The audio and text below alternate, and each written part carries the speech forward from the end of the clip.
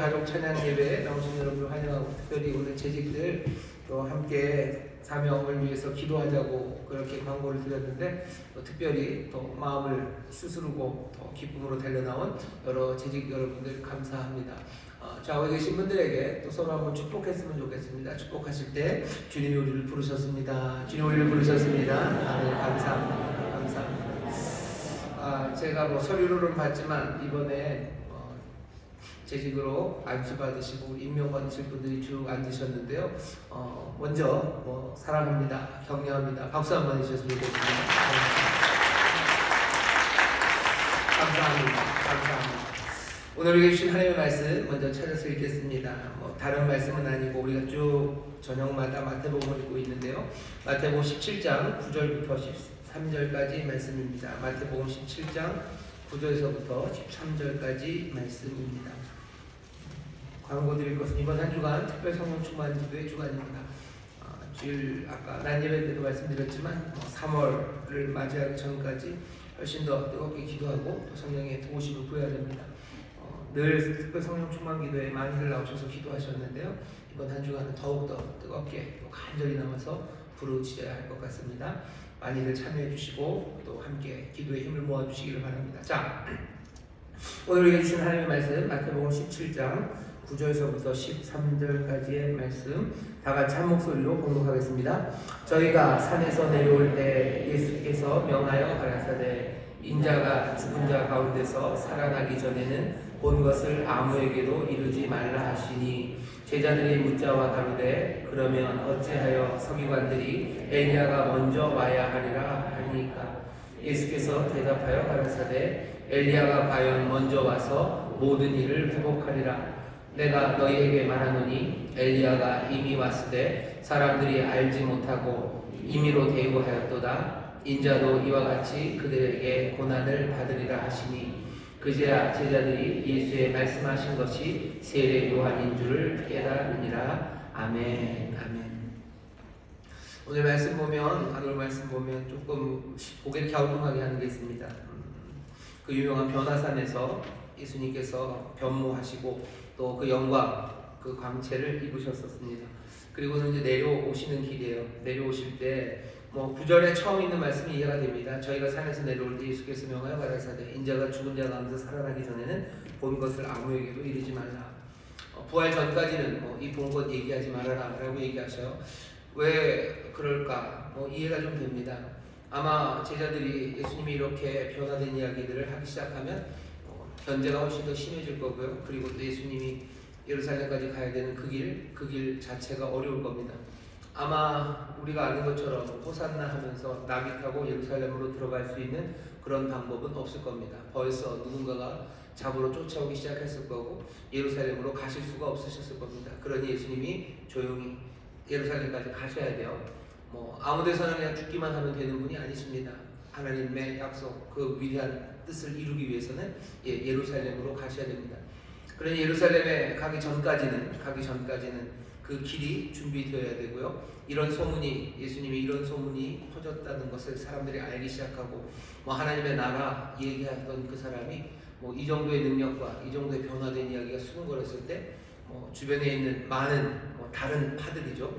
다른 파들, 로마가 아니면 그 장로들이, 바리새인들이 또 사두개인들이 가만두지 않을 겁니다. 예루살렘으로 갈 수 있는 길이 없어요. 그러니 예수님은 조용히 있게 하신 겁니다. 겁이 나서가 아니에요. 두려워서가 아닙니다. 가야 할 그 일을 이루시기 위해서 예수님이 조용히 하라고 하시죠. 여기까지는 이해가 됩니다. 근데 이 말을 듣고 나서 제자들이 하는 질문이 10절입니다.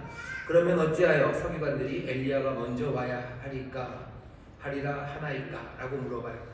갑자기 뜬금없죠. 왜 갑자기 엘리야 얘기를 합니까? 여기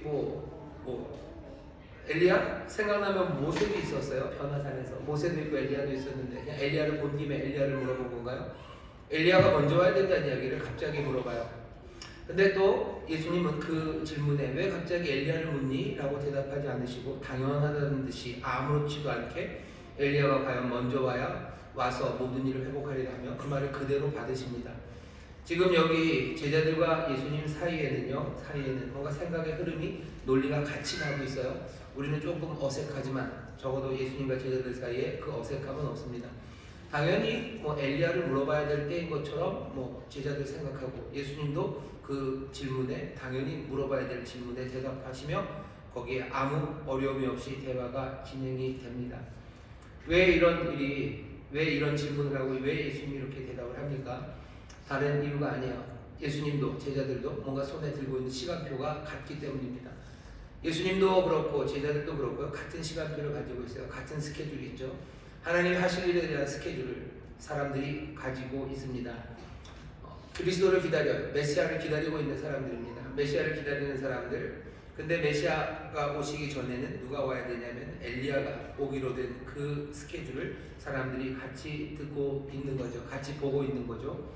그러니 궁금해진 겁니다. 왜냐하면 자기들이 확인한 거는 메시아가 왔다는 걸 제자들은 확인했어요. 베드로가 고백합니다. 주는 그리스도시고 살아계신 하나님의 아들이라고, 주님이 메시아라고 베드로가 확인을 했습니다. 아마 제자들이 따라다니면서 마음속에 그런 것 같다 라고 생각만 했던 것들을 베드로가 그냥 확 말을 해버린 거죠. 그리스도 맞으시다고, 당신이 바로 메시아라고, 유대민족이 그렇게 기다렸던 하나님이 보내실 구원자, 당신이 구원자라고, 예수님을 그리스도라고 고백한 그 고백은 뭐죠? 메시아, 하나님의 오래된 약속이 이제 이루어졌다는 겁니다. 게다가 변화산에서 하나님께서 직접 그 음성으로 확인해 주셨어요. 이는 내 사랑하는 아들, 내 기뻐하는 자, 너희는 이 아들, 이 사람의 말을 들어라 라고 다시 한번 확인해 주셨습니다. 그러니 제자들은 이제 알아요. 아, 메시아가 왔구나. 그런데 들고 있는 시간표랑 뭐가 안 맞는 겁니다. 하나님의 스케줄, 오늘 설교 시간에 보고 있는데 하나님의 스케줄에는 메시아가 오기 전에 엘리야가 온다고 되어 있는데, 이제 우리가 확인한 건, 제자들이 확인한 건, 그리스도가 오신 건 확인됐어요. 근데 이게 어떻게 된 거죠? 분명히 스케줄에는 엘리야가 와야 된다고 그랬는데 엘리야가 오지도 않았는데 그리스도가 와버린 거죠. 그러니 묻는 겁니다. 이게 어떻게 된 거냐고. 하나님의 스케줄이 잘못된 거냐고. 우리가 하나님의 스케줄에 대해서 잘못 알고 있었던 거냐고 묻는 겁니다. 우리가 갖고 있는 그 스케줄이 잘못된 겁니까? 예수님 확인해 주시죠. 아니, 너희들이 알고 우리가 알고 있었던 그 스케줄 잘못된 거 아니랍니다. 엘리야가 먼저 오는 거 맞아요. 스케줄도 잘못된 건 아니고 스케줄대로 역사가 이루어지지 않은 것도 아니에요. 그 스케줄대로, 하나님의 스케줄은 그대로 이루어졌다는 겁니다. 먼저 왔다는 거죠. 이미 왔어요. 사람들이 엉뚱한 곳을 보고 있었기 때문에, 잘못 봤기 때문에 놓친 거지. 엘리야는 이미 와서 할 일을 다 했고, 그러니 여기 지금 내가 그리스도로 서 있는 이것이 하나님의 스케줄에서 하나도 어긋남이 없다는 것을 제자들에게 확인시켜 줍니다. 제자들이 갖고 있고 예수님도 동의하고 어쩌면 모든 유대인들이 손에 들고 있었던 그 스케줄을 우리는 어쩌면 잘 몰랐었는지도 모릅니다. 한번 그 스케줄을 확인해 보시면요, 말라기, 구약성경의 제일 마지막 책입니다. 말라기 4장, 또 말라기 중에서도 제일 마지막 장이죠. 말라기 4장이 6절까지 있는데 거기 마지막에서 한 절 앞에 5절에 이런 말씀이 있습니다. 보라, 여호와의 크고 두려운 날이 이르기 전에 내가 선지 엘리야를 너희에게 보내리니 그가 아비의 마음을 자녀에게로 돌이키게 하고 자녀들의 마음을 그들의 아비에게로 돌이키게 하리라. 돌이키지 아니하면 두렵건대 내가 와서 저주로 그 땅을 칠까 하노라 하시니라. 여기 보시면 엘리야를 먼저 보내신대요. 엘리야를 보내서 준비시킨다는 거죠. 사람들의 마음을 다 돌이키는 그 일을 하겠다고 말씀하셨어요. 크고 두려운 날 이르기 전에, 주님 오시기 전에, 그리스도가 오기 전에 엘리야를 보내겠다고 약속하십니다. 왜 하필이면 엘리야입니까? 엘리야가 했던 일이 크고 놀라운 능력으로 이스라엘 하나님의 백성들의 마음을 하나님께로 되돌리는 그 일을 했었기 때문입니다. 엘리야가 페리바람을 타고 하늘로 올라가죠. 그래서 사람들은 늘 그렇게 기대했어요. 죽지 않고 올라갔어요. 그러니 엘리야는 어쩌면 다음에 올 거라고. 엘리야가 했던 일들이 이스라엘의 마음을 여호와께로 돌리는 일이었으니 또 이제 와서 그 돌리는 일을 할 거라고 사람들이 기대했었습니다. 그런 말씀이 말라기에 있어요. 그 말라기에서 말라기 선지자가 그 소망을 사람들에게 이야기한 겁니다.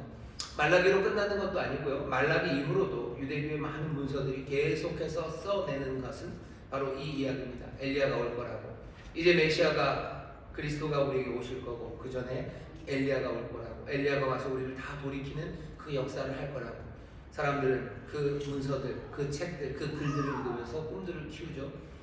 이런 뭐 말라기 그리고 또 많은 문서들을 하나씩 연구하고 또 가르치는 당연히 서기관들은 이 내용을 압니다. 그러면서 사람들에게 가르쳐요. 그러니 모든 유대인들은 그 서기관들의 가르침에 따라 손에 다 시간표 하나를 들고 있는 거죠. 그리스도가 오시기를, 메시아가 오시기를 기다리면서 그냥 마음속에 기다리면서 그 앞에 이루어져야 될 엘리야, 그 엘리야를 기다리며 삽니다.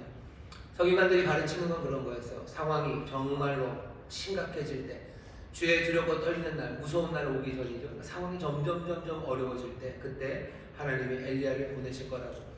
그러니 유대 사람들은 뭔가 어려움이 처하고 그리고 더 힘들어질 때마다 이제는 그날인가, 상황이 이 정도 어려워졌으면 엘리야가 오겠지 하며 엘리야를 기다립니다. 서기관들이 가르쳤던 것, 엘리야를 이제 보내시면 하나님이 이스라엘을 준비시킬 거고 또 그 준비가 끝나면 그러면 메시아가 올 거라고 생각들을 했습니다. 그러니 예수님을 메시아로 받아들이는 게 쉽지는 않았어요. 왜냐하면 엘리야가 먼저 와야 된다는 시간표가 너무 분명했기 때문에 하나님의 스케줄에 따라 이루어질 거예요. 그러면 사람들이 기다려야 되는 건 엘리야입니다. 물론 정말로 기다리는 건 그리스도, 메시아죠. 하지만 메시아가 오기 전에 엘리야를 기다려야만 했습니다. 제자들은 그러니 뭔가 조금 헷갈렸던 거예요. 하나님의 스케줄은 변함이 없을 텐데 분명히 예수님은 그리스도, 메시아 맞는 것 같은데 우리도 그렇게 생각하고 구름 속에서 아예 하나님이 말씀하셨으니 분명한데 이 스케줄도 무시할 수는 없었던 겁니다. 예수님이 모세 그리고 엘리야와 대화하시죠. 이거 봐라. 그리스도가 먼저 오셨는데 이제야 그 산에 엘리야가 오면 뭔가 스케줄이 꼬였어요. 어쩌면 예수님한테 그 질문을 할 때 제자들이 생각했던 거는 예수님이 메시아라는 게 정말 분명하다면 예수님의 대답은 그래야 되는 거죠. 미안하다. 스케줄이 좀 꼬였다. 하나님이 그렇게 얘기하셨지만 스케줄이 그게 아니었었는데 스케줄이 꼬였든지 아니면 너희들이 잘못 알았든지 그런 대답이 나올 거라고 생각했는데 예수님의 대답은 이 사람들의 생각과는 다릅니다. 하나님의 스케줄, 어쩌면 선지자를 통해서 말씀해 주신 그 스케줄은요, 변함이 없어요. 하나님의 시간표는 정확합니다. 정말로 하나님이 그렇게 말씀하셨다면 그대로 이루어져요. 엘리야를 보내시고 그 다음에 그리스도를 보내실 겁니다.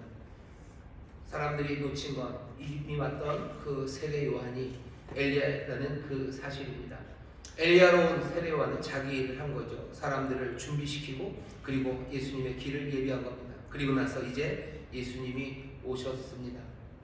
왜 제자들은 세례 요한이 정말로 와야 했던 그 엘리야임을 깨닫지 못했을까? 사람들이 엘리야임을 깨닫지 못한 이유는 엉뚱한 사람을 찾기 때문입니다. 왜냐하면 엘리야가 와서 할 일에 대해서 엉뚱하게 생각했기 때문이에요. 엘리야가 그 엄청난 능력이었죠. 갈멜산에서 막 하늘에서 불을 내리고 그래서 바알의 선지자들을 다 막 450명씩 죽이고 막 달려가고 엄청난 기적으로 사람들의 마음을 흔들어 놨었어요. 사람들이 기대하는 엘리야는요, 이제 오면 이제 우리의 모든 더러운 것들을 다 치워버릴 그 엘리야가 오면 갈멜산에서 불을 내렸던 것처럼 뭔가 엄청난 불의 능력으로 어쩌면 천둥과 번개로 순식간에 사람들을 다 바꿔낼 것, 그것에 대한 기대가 있었습니다. 아직 그럴 사람은 오지 않았어요. 아니 세례 요한이 와서 정말로 사람들의 마음을 바꿔냈지만 사람들이 기대했던 엘리야의 방식, 그 방식은 아니었습니다. 분명히 하나님이 보이실 만큼 보이셨어요. 디셉 사람 엘리야도 뭔가 거친 사람이었습니다. 막 가죽 옷을 입고 그러고 살았어요. 광야에서 살고 그랬던 사람입니다. 시내가에서 까마귀 주는 거 먹고 그렇게 살았어요. 그리고 우리가 아는 것처럼 저 광야 지나 브에세바 저 아래 그곳 지나서 호렙산까지 갔던 엘리야는 광야의 사람이었습니다. 세례 요한도 마찬가지죠. 광야에 있었어요. 엘리야 비슷하게 가죽 털옷 입고 약대 털옷 입고 그 다음에 험한 거 먹습니다. 꿀 먹고 살고 그냥 그렇게 먹고 살았던 사람이에요. 꽤나 많이 엘리야를 잡을 만큼만 사람들은 엘리야임을 알아보지 못했습니다. 왜냐하면 사람들이 엉뚱한 것을 기대했기 때문입니다. 경고하는 소리로 광야에서 외치는 소리로 온 세례 요한을 이 사람들이 알아보지 못함은 계속해서 진행이 될 겁니다. 그리스도가 오셔도 메시아가 오셔도 예수님을 알아보지 못할 거예요. 메시아가 와도 어쩌면 엘리야가 했던 것보다 더 큰 능력으로 오겠죠. 왜냐하면 엘리야로 온 세례 요한이 그랬어요. 나는 너희에게 물로 세례를 주거니와 내 뒤에 오시는 이는 너희에게 불로 세례를 준대요. 아마 엘리야였겠다라고 세례 요한을 생각했던 사람들도 예수님을 알아보지 못할 수 있는 것은 세례 요한보다 더 큰 불의 세례, 그 불의 세례를 줄 분이라고 생각했으니 뭔가 세상을 확 다 태워버릴 분이죠. 세상을 완전히 뒤집어버릴 그런 분이죠. 세상을 몽땅 다 쓸어버릴 뭔가 능력을 기대했는데 예수님에게서 발견되는 건 그런 건 아닙니다. 사랑의 이야기를 하셔. 물론 놀라운 능력을 보이십니다. 사람이 할 수 없는 일들이죠. 치유하고 고치고 정말로 놀라운 능력을 보이지만 사람들이 기대했던 그거는 아닙니다. 세례요한과 예수님의 운명이 거의 같이 가요. 세례요한도 엘리야의 그 모습들을 보일 수 있는 많은 것들을 보이고 힌트를 주시면서 엘리야임을 드러냈지만 사람들은 그렇게 보지 못했습니다. 이 땅에 오신 예수 그리스도도 마찬가지예요. 하나님의 능력이 그리스도가 행하시는 그 치유하는 일들이 벙어리들이 많아지기 시작하고 절름발들이 걷기 시작하고 막 사람들이 변화되는 그리스도가 이루실 그 일들에 대한 기적을 하나하나 표적으로 보여주셨건만 사람들은 여전히 엉뚱한 사람을 찾고 있습니다. 예수님이 얘기하셔요. 어쩌면 사람들이 엘리야로 왔던 세례요한을 알아보지 못한 것처럼 예수님, 그 메시아로 오신 예수님을 알아보지 못할 거예요. 세례요한, 엘리야로 왔던 세례요한은 그렇게 만들었죠. 임의로 대우했습니다. 그냥 참혹하게 죽였어요. 그러니 이제 예수님, 이 메시아도 아마 사람들, 엉뚱한 이들을 찾는 이들 때문에 메시아인 그리스도도 이제 어떻게 됩니까? 세례요한의 그 길을 가게 될 겁니다. 오늘 예수님의 말씀은 여기서 끝나요. 여기서 끝납니다. 오늘 예수님의 말씀이 그리고 여기 예수님과 제자들 사이의 대화가 우리에게 전해주는 메시지는 분명합니다. 하나님의 스케줄이라는 게 있어요. 하나님의 스케줄이 있습니다. 그리고 또 뭐예요? 그 스케줄에 따른 우리의 스케줄도 있습니다. 우리가 살펴봐야 되는 건 도대체 하나님의 스케줄, 거기에서 우리는 어디쯤 와 있는가 하는 문제입니다. 하나님의 그 일을 쭉 이루어 가셔요. 하나님은 빈틈없이 그 일을 이루어 가십니다. 그 하나님의 스케줄을 아셔야 돼요. 우리는 여기 서기관들이 유대인의 손에 쥐어줬던 그 스케줄처럼 우리도 그 스케줄을 들고 있는지부터 확인해야 되죠. 하나님은 이제 무슨 일을 하십니까? 하나님은 이제 무슨 일을 하십니까? 하나님이 이제 하시는 일들에 대해서 우리에게 가르쳐 주신 바가 분명해요. 그런데도 우리는 하나님의 스케줄에 대해서 그냥 모르고 살려고 하죠. 그냥 모르는 게 약입니까? 아니면 모르는 게 장땡입니까? 모르는 게 약이라고 생각하고 모르는 게 장땡이라고 생각하고 아니 하나님의 스케줄이라는 거 그런 건 아예 있지도 않을 거라고 생각하는 사람들이 있어요. 하지만 하나님의 백성들은 하나님의 스케줄에 대해서 분명히 알고 있어야 됩니다. 왜? 하나님은 정말로 착오 없이 자신의 스케줄대로 하나하나 이루어 가시기 때문입니다. 하나님이 어떻게 일을 이루어 가시는지 그 스케줄을 우리가 알 수 있습니까? 유대인들 아니면 유대인의 서기관들보다 우리는 더 분명하게 하나님의 스케줄에 대해서 알 수 있습니다. 왜냐하면 예수 그리스도라는 하나님의 스케줄 가운데서 가장 중요한 것 하나, 가장 중요한 사건, 그 사건이 이제 우리 앞에 이미 일어났기 때문입니다. 유대인들은 그 가장 중요한 사건 전에 살았어요. 그러니 애매한 거죠. 얼만큼 기다려야 되는지도 모릅니다. 하지만 우리는 하나님의 스케줄의 가장 중요한 이정표가 이 땅에 서 있는 것을 우리는 이미 본 사람들이에요. 십자가가 예루살렘 그 성문 밖에 굳게 섰습니다. 하나님이 하시는 일이 이전까지는 애매했어요. 정말로 이루어질까? 이게 얼마나 기다려야 되는가? 이게 정말로 믿어도 되는 걸까? 라고 생각했지만 이제는 아닙니다. 이제는 아니에요. 역사라는 것이 그냥 의미 없이 흘러가는 것도 아니고 마냥 그냥 떠돌아다니는 것이 아님을 십자가, 그 땅에 굳게 서 있는 십자가가 우리에게 알려주는 겁니다. 역사는 아무렇게나 흘러갑니까? 아니요, 아무렇게나 흘러가지 않습니다. 의미 없이 방황하는 것도 아니에요. 하나님의 스케줄에 따라 하나하나 이루어집니다. 십자가, 그것이 우리에게 모든 것들을 보여줍니다. 십자가가 그 하나님의 스케줄, 역사를 우리에게 보여준다면 우리의 삶의 내 스케줄도 생각해 볼 수 있습니다. 사람들이 늘 궁금하죠. 내 인생은 어떻게 될까? 여러분도 궁금하시죠? 내 인생의 스케줄이 어떻게 될 것 같으세요? 앞으로 여러분들 인생이 어떻게 될 것 같으십니까? 궁금하시지 않으신가요? 궁금하시죠? 나는 어떻게 살아야 될지, 내 앞날은 어떻게 될지 사람들이 궁금해합니다. 그 궁금한 나의 스케줄들 가만히 보면 내가 앞으로 어떻게 살아가야 될지에 대해서 다 알 수가 없어요. 뭔가 나는 이렇게 될 거라고 생각하지만 그대로 잘 이루어지지 않습니다. 그 대신 그냥 돌아보면, 그죠? 뒤돌아보면, 돌이켜 생각해보면, 하나님이 우리의 삶 안에서 또 우리를 통해서 뭔가 이렇게 인도하셨구나, 내 인생의 스케줄을 이렇게 인도하셨구나 하는 것을 뒤를 돌아다보면 알 수 있어요. 하지만 앞을 알아보기는 참 어렵습니다. 내가 앞으로 어떻게 될지 알 수가 없어요. 그죠? 참 어렵죠. 앞으로도 하나님의 스케줄 안에서 내 인생의 스케줄이 진행될 것에 대해서 기대는 합니다. 하지만 알지는 못해요.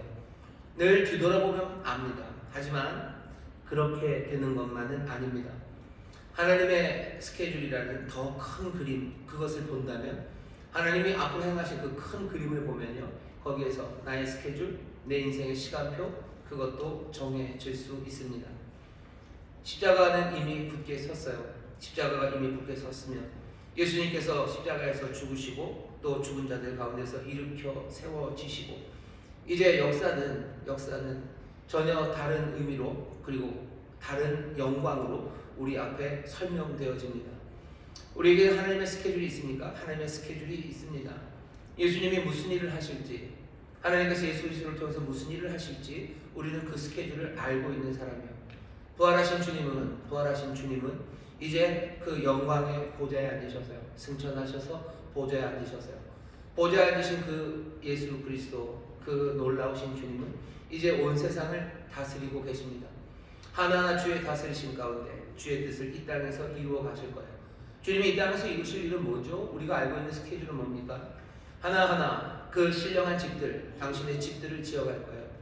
그리스도의 몸된 교회라는 그 교회 머리로 오셔서요, 그 교회를 지어 가실 겁니다. 그게 주님이 하실 일이에요.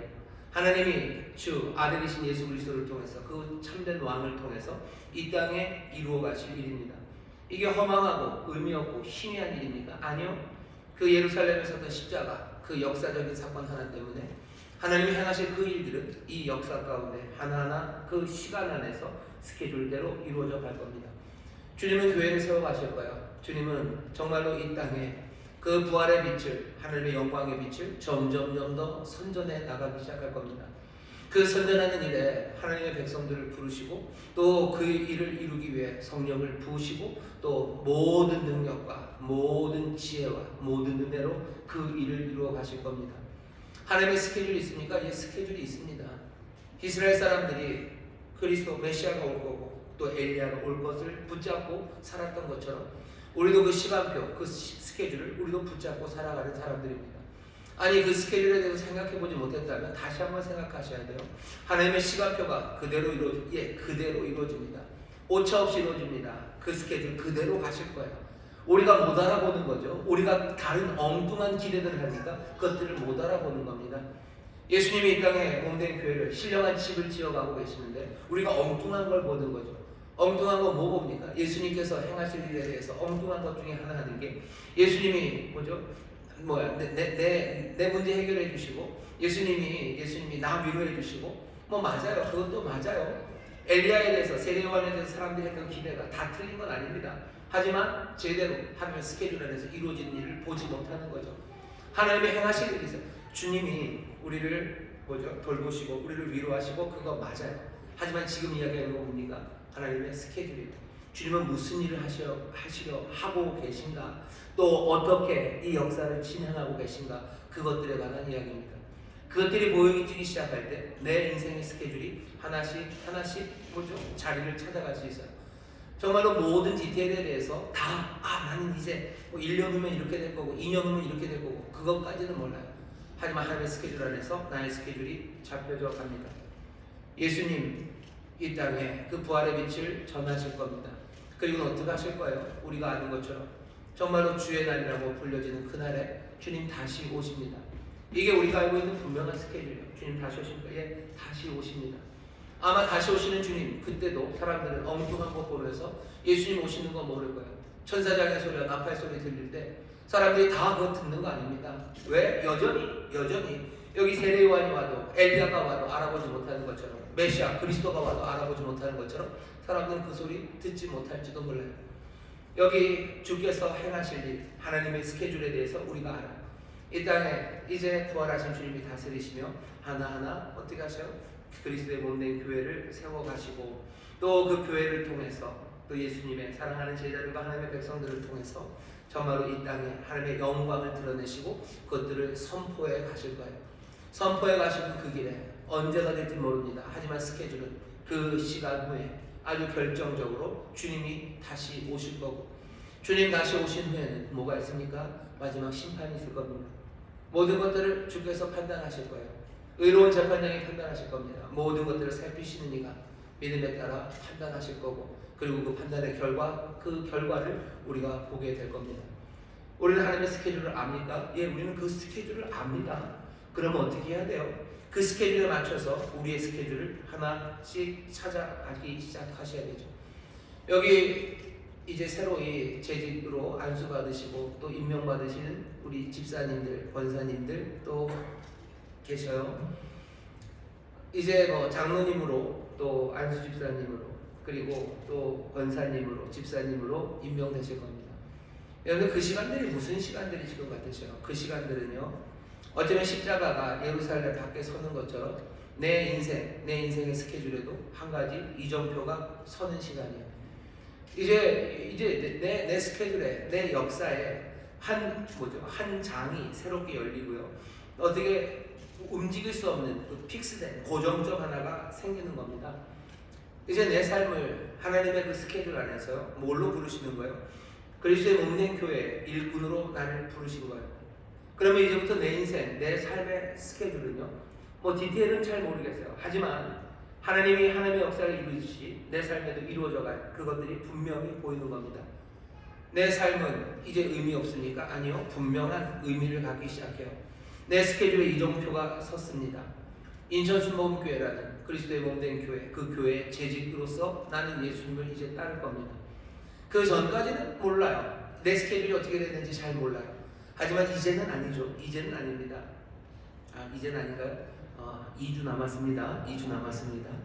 여러분 안수 받으시고 또 임명 받으시면 그때부터 내 인생의 시간표, 스케줄이 달라지기 시작하는 겁니다.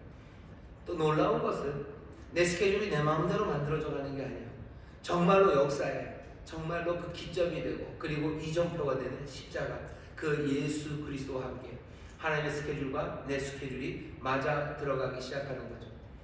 내가 어떻게 내 인생의 스케줄을 작성합니까? 어쩔 수 없어요. 예수님이 인도하시는 대로 십자가, 그 십자가의 길을 따라 내 인생의 스케줄들을 잡아가는 겁니다.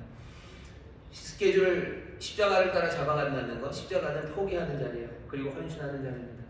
내 삶은 십자가 예수님을 따라서 포기하고 헌신하는 길로 갈 거예요. 그리고 내 삶은 어디 하나님의 그 이정표, 하나님의 시간표에 따라 걸어가게 될 겁니다. 내 삶에 주님을 만나는 그날이 분명히 옵니다. 그날이 뭐 수노와 레이더죠. 곧 옵니다. 누구에게는 조금 더, 누구에게는 좀 나중에. 어제 우리가 살아있는 동안에 주님 오시면 그렇게 짧게, 아니면 더 긴 시간이 기다려야 된다면 더 긴 시간. 우리가 주님을 만나는 그때까지, 주님 앞에 서는 그때까지 이제 이정표는 섰어요. 여러 가지 나에게 맡겨주신 사명이 있지만 이제 나는 주님의 시간표 안에서 움직이기 시작합니다. 우리에게 주신 여러 가지 소명들이 많습니다. 사명이 있으시고요, 뭐 직장도 있으시고 또 가정에서의 책임도 있으시고 또 뭐 여러 내 이웃들 사이에서 내가 맡은 일들이 있어요. 그 일들도 하나님의 은혜 안에서 우리가 감당합니다. 하지만 하나님의 시간표 안에서 내 시간표가 정해지는, 어쩌면 정말로 결정적인 내 삶의 스케줄이 이제 잡히기 시작한 거죠. 우리 로마서 12장에서 앞에 있는 여러 가지 이야기를 다 마치고 신령한 제사로 내 삶을 하나님 앞에 드릴 때 제일 먼저 이야기가 시작되는 삶의 자리는 다른 게 아니에요. 교회에서 어떻게 살까에 관한 이야기입니다. 교회에서 일꾼으로 어떻게 살까가 제일 중요해요. 왜? 그게 하나님의 스케줄 그 안에 있기 때문에. 예수 그리스도가 하시는 그 위대한 아주 굵직굵직한 그 스케줄 안에 교회라는 어쩌면 흔들리지 않는 이 영원한 선물, 그리고 영원한 실제가 거기에 있기 때문입니다. 그러니 바울이 얘기하는 거예요. 어떻게 삽니까? 어떻게 살아요? 은사 주신 대로 정말로 자기의 은사에 합당하게 그 교회에서 섬기는 그 일 감당하랍니다. 그 다음에는 뭐 밖에 있는 사람들이랑 싸우지 말고, 악한 사람들이랑 싸우지 말고, 그 사람들을 위해서 뭐 축복하고 그 사람들에게 선한 일 하고, 그러면서 하나하나 그 이야기를 이어가요. 재직에 대한 여러분들 기억하십시오. 여러분들의 인생의 스케줄에 있어서 어쩌면 가장 중요하고 가장 분명한 이정표가 이제 서는 겁니다. 나는 이제 뭘로 살아요? 그리스도의 몸된 교회, 그 교회의 재직으로 살아갑니다. 그리스도께서 이 땅에서 이루시려는 가장 위대한 일들 중에 하나, 거기에 내가 함께 동참하기 시작한 겁니다. 기억하십시오. 앞으로의 여러분들의 삶은 방황하는 삶이 아니에요. 스케줄이 있는 삶입니다. 스케줄이 있는 사람들은 뭔가 방황하지 않아요. 해야 될 일이 분명하죠. 아마 집에서도 아니면 일터에서도 여러분들이 하실 일이 많으실 거예요. 하지만 다시 한번 부탁드립니다. 여러분들이 하는 여러 가지 일 중에서 어쩌면 가장 귀하고 가장 영원하고 그리고 가장 내 삶을 흔들리지 않게 지키는 것은 그리스도의 몸된 교회, 그 교회 일꾼으로 부름받은 이 재직이라는 신분입니다. 이게 내 삶을 하나님의 스케줄과 내가 같이 가게 하는 거예요. 하나님의 역사 안에 내가 지금 들어가는 겁니다. 대한민국에 위대한 사업들이 많아. 그 사업들에 부름받은 사람들 기쁘게 그 일 해나가면 됩니다. 하지만 여기 그것과는 비교할 수 없는 하나님의 스케줄, 그 안으로 우리를 부르시는 거죠. 감사하시고 감격하셔요. 그리고 부담을 가지시고 그리고 기쁨으로 여러분들의 사명을 붙잡으십시오. 이제 나는 스케줄이 있는 분이에요. 있는 사람입니다. 사람들이 잘난 척 하려고 그래요. 그죠? 요즘 바쁘다고, 왜 스케줄이 꽉 찼다고. 스케줄 없는 사람 어디 서러워서 살겠나, 이런 얘기 나오게 할 만큼, 스케줄이 있다는 사람들 보면 부럽기도 하고, 우리가 할 일이 있나 보다 싶으신데, 재직이 된 여러분들이 이제 스케줄이 있는 분들입니다. 시간표가 있는 분들이에요. 게다가 그 시간표는 내가 마음대로 만든 게 아니라 하나님의 스케줄, 하나님의 시간표 안에 이제 내 시간표가 겹쳐가기 시작하는 거죠. 여러분들이 하는 모든 수고와 헌신들, 그것들은 하나님의 역사, 그 안에 있는 겁니다. 그리스도의 위대하신 그 역사 안에 있는 겁니다. 교회를 세워가는 일, 그리스도의 몸된 교회를 세우는 일, 그 일에 여러분들이 십자가를 따르듯 헌신하고 그리고 또 마음을 다해야 됩니다. 우리 새로이 이제 재직이 새로이, 그러니까 갑자기 박새로이가 생각나서 새로이 우리 재직이 되시는 분들에 관한 이야기만은 아니에요. 이미 재직이 되셨던 분들, 이미 알고 있었던 이야기지만 다시 한번 확인하셔야 됩니다. 여기 장로님들 계셔요. 또 안수장들 계시고 또 권사님들 계셔요. 내가 장로로 그리고 권사로 그리고 또 안수자로 부름받았다는 것, 그것이 내 삶을 바꿔내기 시작해야 돼요. 내 삶의 의미를 만들어내야 돼요. 내 삶에 더 이상 방황이 없어요. 난 이제 역사를 아는 사람이 되는 거죠. 내가 가야 할 길을 아는 사람이 되는 겁니다. 나를 안수하심으로 교회, 정말로 그리스도의 몸된 교회, 이 섬기는 일에 나를 부르심으로 내 삶은 정말로 아주 중요한 이정표가 선 거죠. 어찌 살아야 될지 나는 이제 좀 압니다. 어쩌면 내가 다른 것은 다 포기할지 몰라도 이 위대한 하나님의 스케줄에 내가 포기할 수 없고요. 이것들은 붙잡아야 되는 거예요. 어쩌면 내가 내 직업을 포기할지 몰라요. 안 그러면 좋겠지만 직업은 포기할 수 있습니다. 어디 가서 다 사표 내라고 오라고는 제가 안 그럽니다. 내가 내 직업은 포기할 수 있어요. 하지만 하나님이 나를 부르시고 그리스도의 몸된 이 영원한 교회를 위해서 나를 부르신 이 직분은, 이 책임을 내가 벗어날 수 없어요. 아니, 내가 포기할 수 없는 겁니다. 왜 그래요? 영원하신 하나님의 시간표 안에 내 시간표가 맞다, 아주 유일한 자리가, 그리고 복된 자리가 거기이기 때문에 거기서부터 돌아가기 시작하는 거죠. 근데 사람들은 그렇게 생각하지 않는 것 같아요. 직분이라는 것이, 이것은 그냥 하나의 액세서리처럼 내 주머니에 아니면 내 여기에 달아놨던 거라 떼도 되고 붙여도 되고 그렇게 생각하고, 정말로 이것이 그냥 내 인생의 내 계획, 내 스케줄 안에 그냥 들어와도 되고 나가도 된다고 생각하지만, 다시 한번 이 재직이라는 스케줄은요, 하나님의 스케줄 안에 있는 겁니다. 거기에 십자가가 딱 박혀 있는 것처럼 나도 거기에 이제 박혀 있기 시작하는 거예요.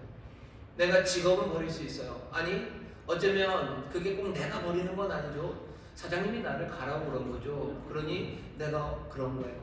내 친구들 나를 떠날 수 있습니다. 친구 관계, 그게 내 인생에 제일 중요한 사람들이 있어요. 친구가 제일 좋죠. 친구가 제일 좋고 그런데 항상 그것도 있는 게 아니에요. 내가 친구를 버릴 수도 있고 친구가 나를 버릴 수도 있습니다. 그러니 그런 관계는 사라질 수 있어요. 내 인생의 시간표, 내 인생의 스케줄 안에 빽빽하게 친구들과의 일들이 있었어도요, 그것들은 다 사라질 수 있고요. 아니, 조금은 안타깝고 슬프지만 사라져도 됩니다. 하지만 여기 이 일은 달라요. 하나님의 시간표 안에서 내가 걸어가야 되는 그 길입니다. 그러니 어떤 사람들은 그래요. 친구와의 관계, 그게 바빠서, 그게 어려워서 내가 교회 직분 감당하기 어렵습니다 라고 말하죠. 아니, 그 반대가 돼야 되는 거죠. 내가 주님의 일을 감당하기 위해서 내가 친구의 관계가 멀어지고 그게 끊어질 수도 있는 겁니다. 내가 직장 생활이 바쁘고 그게 힘드니까 교회를 위해서 하는 일, 내가 이거 버려야 됩니다. 그건 뭔가 거꾸로 된 거예요. 내 인생의 모든 방황이 끝나는 자리입니다. 하나님의 스케줄에 내 스케줄이 맞닥뜨려지는 자리. 십자가가 뽑아질 수 없는 것처럼 내가 그 일에 정말로 재직으로 부름받고 안수받아 이 교회, 그리스도의 몸된 교회 한 사람으로서, 한 지체로서 내가 정말로 신령한 몸으로 지어져가는 일에 부름받았다면 이건 흔들릴 수 없는 내 삶의 이정표가 되는 겁니다. 내 삶의 축이 되는 거예요. 여기서 흔들리지 않습니다. 우리 가운데 여러 가지 어려운 일들 때문에 이런저런 시련에서 어찌 살아야 될지를 고민합니다. 어찌 살아야 될지를 고민하면서 모든 것들을 다 그냥 다 펜딩으로 놓고서 이리저리 짜맞추기 시작하면 그거 짝이 잘 안 맞아요. 여러분들 그 뭐라 해야 되죠? 이렇게 그걸 뭐라 하면 갑자기 생각해. 직소인데 이렇게 맞추는 거 있죠? 그림 맞추는 거 있죠? 퍼즐. 퍼즐이라고 그러죠. 퍼즐 맞추는 거 있죠. 그거 어떻게 하는 거예요? 모든 걸 다 하늘에 띄워놓고 한 번에 맞춥니까? 아니에요. 제일 확실한 거, 그거부터 하나씩 놓기 시작하는 거죠.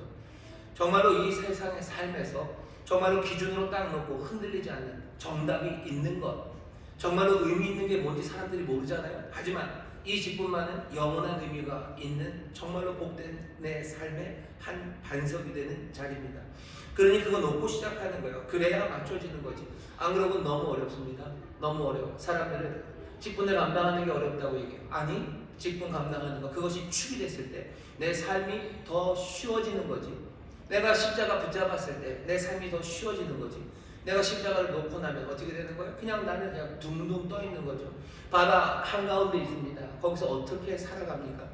뭐라도 발을 딛고 뭐라도 반석 위에 서야 그래야 그 다음에 문제가 보이기 시작하고 갈 길이 보이는 것 아닙니까? 오늘 재직이 되기 위해서 훈련 받으시고 지금 기도하시는 여러분들 재직의 삶이라는 게 여러분들의 인생의 가치예요. 거기서부터 시작되는 겁니다. 흔들리지 않는 뭔가가 분명히 세워지고요. 하나님의 시간표가 그 자리에서 보이기 시작하는 겁니다. 내가 그 일을 감당하기 시작할 때 하나님의 시간표를 놓치지 않아요. 내가 어떻게 살아가야 될지에 대해서 내가 모든 것들을 다 할 수 없습니다. 뒤돌아보면 알 수 있을 거예요. 하지만 적어도 그 시간표 안에서 내가 해야 될 일은 분명하죠. 교회를 세워가는 그 일에, 신령한 몸을 세워가는 그 일에 십자가의 길을 따라서 헌신하고 또 내 삶을 포기하며 그것들을 감당하는 것, 그것이 내 인생의 스케줄입니다. 우리는 그 일을 하면서 뭐 할 거예요? 정말로 하나님의 아버지의 그 아름다우신 덕, 우리를 어둠에서 이 광명한 곳으로 인도해내신 그 하나님의 아름다운 덕을 선전하는 그 일에 우리는 함께하며 살아갈 겁니다.